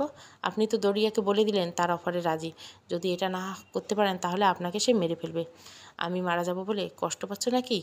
তোমার বোনকে মুক্ত করতে পারবো না বলে কষ্ট পাচ্ছ কোনটা? জানি না স্যার, তবে মনটা অস্থির লাগছে। এর মাঝে হঠাৎ আমাদের সামনে রিস্পা আসলো বাতাসের গতিতে। আমরা থমকে দাঁড়িয়ে বললাম। রিস্পা বলল, তাবিজ পুড়িয়ে ফেলছেন বলে এখন আমি এখানে। আমাকে আটকে রাখার শক্তি এখন কারো নেই। তবে আমার মৃতদেহ যতক্ষণ ডোরিয়ার কাছে থাকবে ততক্ষণ আমি এই পৃথিবী ছেড়ে আমার নির্দিষ্ট ঠিকানায় পৌঁছাতে পারবো না। আমার মৃতদেহ এনে কবরে দিতে হবে আপু, তাহলে আমি চিরতরে মুক্তি পাবো। আমি সামনে গিয়ে রিস্পার ঠান্ডা মুখে হাত বুলিয়ে বললাম, বোন, তুই আমার চিরজীবনে এমন একটা সময় এলি যখন আমি চাইলেও তোকে নিজের করে রেখে দিতে পারবো না। আমার মাকে আমি কোনোদিন দেখিনি, তার আদরও পেলাম না। কেন হলো এমনটা আমার সাথে? রিস্পা বলল, আপু, সৃষ্টিকর্তা হয়তো এভাবেই আমাদের ভাগ্য লিখে রেখেছেন। আমরা চাইলেও তো আমাদের ভাগ্য পরিবর্তন করতে পারি না। মা তোমাকে অনেক ভালোবাসতো, আমার কাছে সবসময় তোমার কথা বলতো। আমি ভাবতাম বড় অপু থাকলে আমাকে খুব আদর করতো, অনেক খুনসুটি ঝগড়া অভিমান হতো, কিন্তু একটা দেওয়াল ছিল আমাদের মাঝে। সেই দেওয়ালটা ভাঙা পর্যন্ত আমরা বেঁচে থাকলাম না। গালিব স্যার বলল, তোমাদের দুই বোনের কান্নাকাটি শেষ হলে কাজের কথা বলি। ডোরিয়াকে হারাতে হলে আমাদের কি করতে হবে সেই ব্যাপারে কিছু বলে রিস্পা। রিস্পা বলল, আগামীকাল মধ্যরাতে ডোরিয়া কবরের পাশে ডোরিয়া তার সঙ্গীদের নিয়ে একটা জলসা বসাবে, সেখানে আমার মৃতদেহ থাকবে। জলসা শেষে ডোরিয়া তার সঙ্গীদেরকে আদেশ করবে আমার মৃতদেহ টুকরো টুকরো করে জঙ্গলে ছড়িয়ে ছিটিয়ে দিতে, যাতে আপনি কখনো আমার দেহ কবরে নিতে না পারেন। আর এর মাধ্যমে আমি চিরকালের জন্য ডোরিয়া বন্দি হয়ে থেকে যাব, সাথে আপনার আত্মাও ডোরিয়ার দখলে নেবে। তাহলে কাল রাতে আমরা যাব সেখানে। ডোরিয়ার মুখোমুখি ছাড়া আর এখন কোনো উপায় নেই। যা দরকার তাই করব। রিস্পা বলল, আপু, তুমি আমাদের গোপন কল্পনার অংশ থাকবে। স্যার সেখানে সরাসরি যাবে, যেহেতু স্যারের সাথে ডোরিয়ার একটু চুক্তি আছে। আর তুমি যাবে গোপনে সবার চোখের আড়ালে, সঠিক সময়ে অপেক্ষা করবে। স্যার যখন রিস্পা বলে ডাক দিবে, তুমি স্যারের চাকুটা নিয়ে আমার মৃতদেহ বেঁধে দিবে।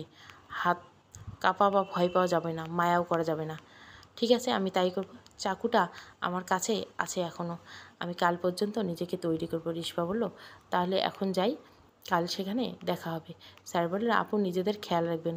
তাহলে এখন আমি যাই, কাল সেখানে দেখা হচ্ছে। স্যার, আপু, নিজেদের খেয়াল রাখবেন। রিস্পা চলে গেল। আমি বললাম, স্যার, কাল পর্যন্ত আমরা কি করব? আমার মনে হয় আমাদের আলাদা হওয়া ঠিক হবে না।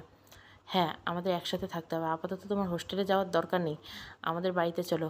বাড়িতে তোমার শাশুড়ি মা আছে, সে তোমার খেয়াল রাখবে। সরি, আমার মা আছে বাড়িতে। আমি হাসি চেপে বললাম, স্যার, আপনি না, তাহলে চলেন শাশুড়ি মায়ের দোয়া নিয়ে আসি। সরি, মায়ের দোয়া। আমার মামা বলেছিল দুইটা জিনিস আটকে রাখা স্বাস্থ্যের জন্য ক্ষতিকর। এক হলো হাসি, দুই হলো গ্যাস। তাই হাসি মুখে আটকায় না রেখে বাইরে আসতে দাও মন খুলে। কষ্টের সময় এই হাসি তোমাকে নতুন করে বাঁচার পথ দেখাবে। দুজনে হাসতে হাসতে হাঁটতে লাগলাম। সত্যি জীবন কোন দিকে মন নেয় বোঝা মুশকিল। কয়েকদিন আগেও ভাবতাম আমার জীবনের কোনো লক্ষ্য নেই, যেভাবে চলছে চলতে থাক। কিন্তু এই কয়েকদিনে সব কিছু বদলে পেলাম। আমার বোনের দেখা পেলাম, আমার মায়ের কথা জানতে পারলাম, আর বিশেষ করে একজন মানুষের সাথে পরিচয় হলো যে কখনোই আমার মন খারাপ হওয়ার সময় দিবে না, আমার হাসিটা কখনো হারিয়ে যেতে দিবে না। স্যারের বাড়িতে আসলাম, তার মায়ের সাথে দেখা করলাম। আমাকে এতটা আপন করে নেবে ভাবতে পারিনি। নিজের মেয়ের মতো করে বরণ করে নিয়েছে। মায়ের আদর বোধহয় এমনই হয়। আমাকে তার নিজ হাতে খাইয়ে দিল, চুলে তেল দিয়ে সুন্দর করে চুল বেঁধে দিল। লুকিয়ে লুকিয়ে কান্না করলাম। ছোটোবেলা থেকে অবহেলা অযত্নে বেড়ে ওঠা একটা মানুষের কাছে এত ভালোবাসা অনেক বড় উপহার। আমি স্যারের মাকে জিজ্ঞাসা করলাম, আচ্ছা আন্টি, গালিব স্যারকে কোথায় যায়, কী করে বেড়ায় সারাদিন, সেটা নিয়ে আপনি চিন্তা করেন না? আন্টি বলল, গালিবকে আমি আমার নিজের আদর্শে বড় করেছি। ও যদি বছর খানেকের জন্য বাসায় না ফিরে আমার চিন্তা নেই, কারণ আমি জানি গালিব কখনো কোনো অন্যায় কাজ করবে না, আর মানুষের বিপদে নিজেকে উৎসর্গ করে দিবে। সত্যি পথে থাকতে গিয়ে যদি ওর মৃত্যু হয়, আমি ওর জন্য গর্ব করব। সেদিন অনেক কথা হলো আন্টির সাথে, অনেক আড্ডা দিলাম আমরা তিনজন। আমার জীবনের সেরা মুহূর্ত ছিল ওই সময়টা। পরের দিন রাতে আমরা কাজে বের হলাম, আমাদের কাজে। আন্টি বলল, এত রাতে আবার কী কাজ তোদের? স্যার বলল, রাতের কাজ রাতেই হয় মা, তুমি চিন্তা করো না, কাল সকালে ফিরে আসবো। তখন রাত প্রায় 12:30। পুরো এলাকা নিস্তব্ধ। একটা ঝিঝি পোকা ডাকও কানে আসছে না। আমরা পৌঁছে দেখলাম চারিদিকে আগুনের মশাল লাগানো। দূর থেকে দেখতে পেলাম রিস্পার কবরের পাশে অনেক মানুষের ভিড়। মানুষ বললে ভিড় হবে, তারা অন্য মেহমান। সবাই মাথা নিচু করে কী যেন বিড়বিড় করে বলে যাচ্ছে। তার সামনে ডোরিয়া বড় একটা সিংহাসনে বসে চোখ বন্ধ করে। স্যার বলল, তুমি এখানেই লুকিয়ে থাকো, আমি ডাক দিলে চলে আসবে, আর চারিদিকে খেয়াল রাখবে। এই বলে স্যার সেখানে চলে গেল। এতগুলো শয়তানের মাঝে স্যারকে বুক ফুলিয়ে যাচ্ছে ভাবতেই গা কাটা দিচ্ছে। হঠাৎ রিশপা বাতাসের মশলা চেয়ে স্যারের সাথে সাথে হাঁটতে লাগলো। গালিব স্যার বলল, কী করতে হবে তোমার আপুকে বুঝিয়ে দিয়ে এসেছি, এখন যা করার লাগবে তা আমি করব। তুমি এখানে কেন আসলে? ডরিয়া দেখলে সমস্যা হবে। রিশপা বলল, চিন্তা করবেন না স্যার, আপনি ছাড়া এখানে কেউ আমাকে দেখতে পারবে না, এমনকি ডরিয়া না। শক্তি আমারও কিছু আছে, সেটা আজ দেখানোর সময় হয়ে গেছে। স্যার, আমি আপনার শরীরে প্রবেশ করবো এখন। আপনার অনেক কষ্ট হবে, কিন্তু সহ্য করতে হবে। এই বলে রিশপা স্যারের শরীরে মিশে গেল। স্যার চিৎকার দিয়ে বসে গেল মাথা নিচু করে। স্যার চিৎকারে ডরিয়া এবং তার সঙ্গীদের ধ্যান ভেঙে গেল। ডরিয়া এসে বললে, এসে গিয়েছিস আত্মা দেওয়ার জন্য? এবার তুই হেরে যাবি, এটা জেনে এই খেলায় অংশগ্রহণ করছিস? ওখানে বসে আছিস কেন? এই আগুনের বৃত্তের ভিতরে বস, এত আয়োজন শুধু তোর জন্য। স্যার কোনো কথা বলছে না, মাথাও নড়াচড়া করছে না, শুধু মাথা নিচু করে বসে আসে মূর্তির মতো। ডরিয়ে চিৎকার করে বলল, তুই আসবি নাকি? তোকে আমরা টেনে হিঁচড়ে নিয়ে আসবো। এবার স্যারের কোনো সারা শব্দ নেই। স্যারের কোনো সারা শব্দ না পেয়ে ডরিয়া তার এক অনুসারীকে হাতের ইশারা বলল, ওকে এনে এই আগুনের বৃত্তের মাঝে বসিয়ে দে। ডরিয়ার অনুসরণের আদেশের সাথে সাথে স্যারের দিকে এগিয়ে গেল। স্যার এখনও মাথা নিচু করে বসে, সে কাঁধে হাত রাখতে তার পুরো শরীর আগুন ধরে গেল, আর চিৎকার করতে করতে এক পর্যায়ে বাতাসে মিশে গেল। এটা থেকে ডরিয়া বসা থেকে উঠে দাঁড়ালো, ভয়াত্মক দৃষ্টিতে স্যারের দিকে তাকিয়েছে। হয়তো ডরিয়া বুঝতে পারছে না এটা কীভাবে হলো। হঠাৎ স্যার ধীরে ধীরে উঠে দাঁড়িয়ে মাথায় দুইটা থাপ্পড় দিয়ে ডরিয়ার দিকে তাকালো। স্যারের চোখে তখন কোনো মনি ছিল না, ধবধবে সাদা মনে হচ্ছিল যেন। তার চোখ থেকে আলো বের হলো। ডরিয়া বুঝতে পারলো রিশপা স্যারের শরীরকে বশ করে নিয়েছে। তাই ডরিয়া হাসতে হাসতে তার সিংহাসনে বসে বলল, রিশপা রিশপা রিশপা, তুই কি ভেবেছিস গালিবের শরীরে প্রবেশ করে আমাকে হারিয়ে দিবি?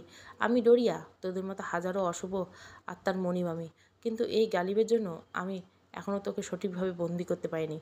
আজ তোর আর তোর স্যারের শেষ দিন, দেখি কতক্ষণ লড়াই করতে পারিস।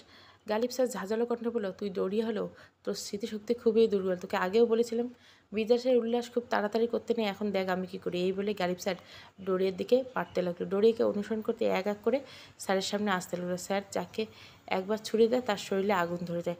আমি দূর থেকে এসব দেখছি আর অপেক্ষা করছি কখন আমার ডাক দেবে, কিন্তু এখানে তো রিশপার মৃতদেহ দেখছি না, তাহলে কি ডরিয়া আমাদের প্ল্যান জেনে গেছে? স্যার একটা একটা করে সব শয়তানকে হারিয়ে মিলিয়ে দিল। হঠাৎ ডরিয়ার পিছনে বডিগার্ডের মতো দাঁড়িয়ে থাকা চারজন স্যারের দিকে এগিয়ে গেল। ডরিয়া এখনও খুব শান্তভাবে বসেছে, মনে হচ্ছে যেন তার অন্য কোনো পরিকল্পনা আছে। সেই চারজন স্যারের সামনে দাঁড়ালো, স্যারকে এক একজন গায়ে আঘাত করলো, কিন্তু এবার আর তার শরীরে আগুন জ্বলছে না। এভাবে চারজনকে শরীরে আঘাত করলো পুরো শক্তি দিয়ে, কিন্তু তারা যেন অন্য কিছু, তাদের কিছুই হচ্ছে না। তাদের মাঝে একজন স্যারকে উপরে তুলে ফুটবলের মতো ফেলে দিল দূরে, আরেকজনকে আবার তুলে ডরিয়ার সামনে এনে বলল স্যারকে।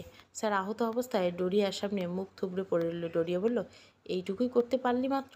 আমি তো ভেবেছিলাম আমরা মুখোমুখি হবি, এখন তো দেখি আমার অনুসরণকারীদের সাথে পেরে উঠলি না, আর যাকে লুকিয়ে রেখেছিস তাকেও নিয়ে আসতে গিয়েছে। এই বলে ডরিয়া অট্টহাসিতে হেঁটে পড়ল। তার হাসিতে যেন আশেপাশে সব কিছু কেঁপে উঠছিল। আমি এখন কি করব? স্যারকে বাঁচাতে এগিয়ে যাব নাকি এখানেই দাঁড়িয়ে থাকবো? না, আমাকে যেতে হবে, এভাবে এখানে দাঁড়িয়ে থাকা যাবে না। হঠাৎ পিছন থেকে কেউ বলল, এখানে কি দাঁড়িয়ে থাকবি? যা গিয়ে তোর স্যারকে বাঁচা। আমি সাথে সাথেই পিছনে তাকিয়ে দেখলাম সেই আবির দাঁড়িয়ে আছে ভয়ঙ্কর চোখে। আমি কিছু বুঝে ওঠার আগে আবির আমার মাথায় একটা কিছু একটা দিয়ে আঘাত করলো।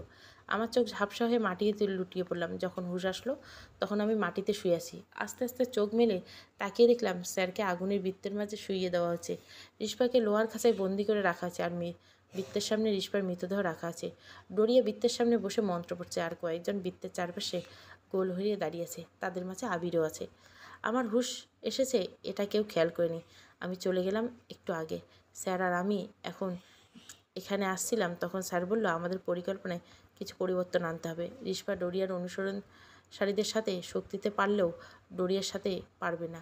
আর ডরিয়া এতটা বোকা না যে আমাকে আর রিশপাকে বন্দি না করে রিশপার মৃতদেহ এখানে আনবে।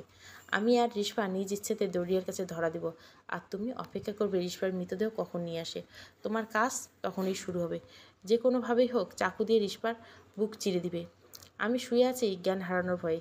এই আবির, এটা আমাদের প্ল্যানের অংশ ছিল না, তাই তার জন্য আমার কাজটা কঠিন হয়ে গেল, কিন্তু আমি এটা কি করব? হঠাৎ খেয়াল করলাম স্যারের শরীর থেকে ধোঁয়া বেরোচ্ছে। ডোরিয়ার মন্ত্র পড়ার গতি বেড়ে গেল। তার মানে স্যারের আত্মা নিয়ে যাবে ডোরিয়া। আর দেরি করা যাবে না, এখনই আমার কাজ করতে হবে। সবাই চোখ বন্ধ করে নিজেদের ধ্যানে মগ্ন। আমি ধীরে ধীরে কোনো শব্দ না করে উঠে গিয়ে চাকুটা বের করে হাতে নিলাম। অপেক্ষা না করে দৌড়ে গিয়ে রিস্পার মৃতদেহের পাশে বসে এক ঘায়ে চাকুটা দিয়ে রিস্পার বুকে গেঁথে দিলাম। ডোরিয়ার চোখ মেলে তাকিয়ে এই দৃশ্য দেখে রাগে অগ্নিশর্মা হয়ে আমাকে হাতের ইশারায় ছুরি ফেলে দিল। আমি উড়ে গিয়ে গাছের সাথে বাড়ি খেয়ে মুখ থুবড়ে পড়ে গেলাম। ডোরিয়া আশেপাশে সবাইকে আস্তে আস্তে হাওয়ায় মিলিয়ে যেতে লাগলো। আমি চিৎকার করতে করতে হাওয়ায় মিলিয়ে গেল। বাকি রইল শুধু ডোরিয়া। রাগে ক্ষোভে অপমানে তার সিংহাসনটা উঠিয়ে আমার দিকে ছুঁড়ে মারল। আমি তাড়াতাড়ি করে সরে গেলাম। স্যার এখনও অজ্ঞান অবস্থায় সেই বৃত্তে পড়ে আছে। রিস্পার লোহার খাঁচা ভেঙে হাসতে হাসতে বের হয়ে এলো। ডোরিয়া আমার সামনের দিকে তেড়ে আসতে লাগলো। তখনই রিস্পা ডোরিয়ার সামনে এসে দাঁড়িয়ে বলল, তুই হেরে গেছো ডোরিয়া, এটা মেনে নিয়ে তোমার ওয়াদার মতো এখান থেকে চলে যাও। ডোরিয়া জোরে গর্জন করে সব কিছু কাঁপিয়ে দিল। সে কোনোভাবে মেনে নিতে পারছে না এই হার। রিস্পা আবার বলল, তুমিই তো বলেছিলে জিনরা কখনো ওয়াদা ভঙ্গ করে না, তাহলে মেনে নাও তুমি হেরে গেছো আর ওদেরকে ছেড়ে দাও। আমি চলে যাচ্ছি আমার ঠিকানায়। আজ থেকে আমি যেমন মুক্ত ওরা মুক্ত। ডোরিয়া আবার শান্ত হলো আর বলল, ঠিক আছে, আমি আমার কথা রাখবো, চলে যাচ্ছি, আর কখনো ওদের বিরক্ত করবো না। সবাই জানবে ডোরিয়াটা ওয়াদা ভঙ্গ করে না। এই বলে ডোরিয়া হাওয়ায় মিলে গেল। আমি দৌড়ে গেলাম স্যারের কাছে। স্যার উঠেন প্লিজ, আমরা আমাদের কাজ সম্পূর্ণ করছি। ডোরিয়া চলে গিয়েছে। স্যার উঠেন প্লিজ, স্যার বেঁচে থাকেন আমাদের জন্য। রিস্পা বলল, আপু তুমি স্যারের বুকে চাপ দাও, তার নিঃশ্বাস আটকে গেছে। আমি রিস্পার কথা মতো স্যারের বুকে কয়েকবার চাপ দিতেই হুঁশ আসলো এবং নিঃশ্বাস নিতে লাগলো। আমি খুশি হয়ে রিস্পাকে বললাম, স্যারের জ্ঞান ফিরেছে এসেছে রিস্পা। দেখলাম রিস্পার মুখটা একটু মলিন। স্যার বলল, বেহুশ অবস্থায় আমাকে কিস্টিস করো নাই তো আবার? মুখে কেমন মিষ্টি মিষ্টি লাগছে। রিস্পা আর আমি দুজনে হেসে দিলাম স্যারের কথা শুনে। এবার রিস্পার বিদায় নেওয়ার পালা। যাওয়ার সময় রিস্পা একটা শুকনো হাসি দিয়ে বলল, আপু আমার স্যারকে তোমার জিম্মায় রেখে গেলাম, দেখে গেল। আর সত্যি অনেক মানিয়েছে দুজনকে। রিস্পার এই শুকনো হাসির মাঝে কিছু একটা না পাওয়ার কষ্ট ভেসে উঠছে স্পষ্ট। আমি বুঝতে পারলাম রিস্পার কষ্টটা আসল কোথায়, কিন্তু কিছু করার নেই। হয়তো এভাবেই লেখা ছিল আমাদের কপালে। স্যার রিস্পাকে বলল, হয়তো আর কখনো দেখা হবে না, যেখানেই যাবে ভালো থাকবে। এই স্বার্থের পৃথিবী থেকে তোমাকে বিদায় দিয়েছে ঠিক, কিন্তু আমরা সবসময় তোমাকে মনে রাখবো। বোনটাকে চিরবিদায় চোখের পানিতে যদিও সম্ভবত রেখে দিতাম, কিন্তু আমরা প্রকৃতির বিরুদ্ধে যেতে পারি না। রিস্পা হাসি মুখে হাত নাড়িয়ে চলে গেল আলোর মতো। আমি বললাম, এবার কি স্যার, কোথায় যাচ্ছি আমরা? কোথায় আবার যাব? আমি আমার বাসায়, তুমি কারো না কারো বাসায়? এটা কেমন? আমি জানি আপনি আমাকে পছন্দ করেন, আর আপনার মতো আমাকে বৌমা হিসেবে মেনে নিয়েছে, তাহলে এখন আমাকে হাঁটুকের প্রপোজ করবেন? পাগলা গারদে সিট বুকিং দিব নাকি? পাগল হয়ে গেছো তুমি? আমি তোমাকে প্রপোজ করব কোন কষ্টে? আর তুমি যে আমাকে পছন্দ করো সেটা আমি জানি না মনে করছো, তাই তুমি হাঁটু গেড়ে আমাকে প্রপোজ করবে? আমি মুখ বাঁকিয়ে বললাম, ইস আমার ঠেকাই পড়েছে আপনাকে প্রপোজ করতে। এই বলে একটু অভিমান দেখে হাঁটা দিলাম সামনে। পিছন থেকে স্যার ডাক দিল, রিস্পা। আমি তাকিয়ে দেখলাম স্যার একটা সুন্দর আংটি হাতে হাঁটু গেড়ে বসে আছে। আমি হাত দিয়ে প্রায় কেঁদেই দিলাম। স্যার বলল, রিস্পা তুমি কি আমার সাথে এক বিছানায় বুড়ো হবে? আমি দৌড়ে গেলাম স্যারের কাছে, হাত বাড়িয়ে দিয়ে বললাম, আমি হব। স্যার আমার হাতে আংটিটা পরিয়ে দিয়ে বলল, এটা তোমার মা তোমার জন্য রেখে দিয়েছিল। রিস্পা আমাকে দিয়ে বলেছিলে সঠিক সময়ে আংটিটা তোমার হাতে পরিয়ে দিতে, আর এখন সেই সঠিক সময়। আমি স্যারকে জড়িয়ে ধরে বললাম, আপনি আমার জীবনের সেরা উপহার। সমাপ্ত। রিস্পা চ্যাপ্টার 2। ভালো লাগলে অবশ্যই লাইক, শেয়ার এবং সাবস্ক্রাইব করবেন। Thank you for watching.